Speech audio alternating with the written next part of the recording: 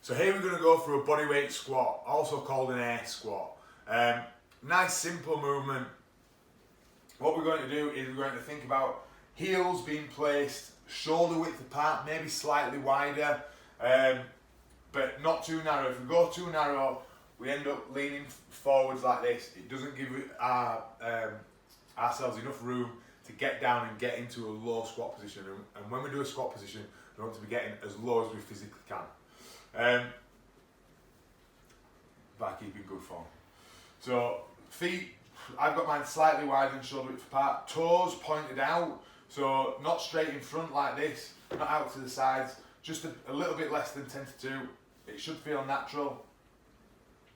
And then with your arms, you can go like this, you can put your arms up like this. Often this is a good one for a bit of counterbalance. When you go down, you might find that your knees want to come in like this. We don't want our knees to cave in like that, so we need to actively force our knees out. So you're going to use the inside muscles of your thighs, your inside quads, your adductors here, to push your knees outwards, so that when you're at the bottom of the movement, it should feel like as if you were sat like this.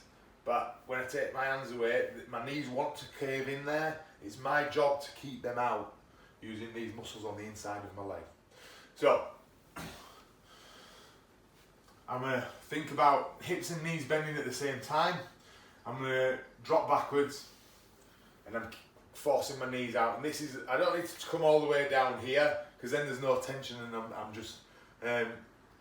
just slumped into this position. I'm thinking about keeping tension, which is down there, and I can feel that in my glutes, I can feel it in my hip, in the crease in my hip flexor, and then I just drive through the floor and up. Now if you have difficulty getting low, you can use something to elevate your heels.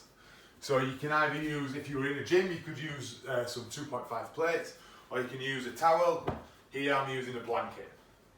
So all I do is just put my heels, doesn't need to be high, an inch, maybe inch and a half, off the floor. Same principle, toes pointed out, feet shoulder width apart. Think about dropping and you'll be able to get even lower there like that, keeping the tension there, forcing those knees out and then driving upwards. When we're squatting, try not to look upwards. A common mistake that people make is that they look upwards. Now when you do that, it affects all your spine, your neck will come up and it'll affect all your spine and it'll affect how deep you can get. I can't get as deep when I'm looking up. However, when I look down, just a couple of feet in front of me, just look down there, that'll keep all my spine in neutral and then I can get a nice good depth like that. So if I'm looking up, I can only get to there. However, if I look down at the floor, a couple of feet in front, you can get nice and low, force those knees out and then drive through your feet. Don't think about lifting your body up, think about driving the floor away. And that is a bodyweight squat, also known as an air squat.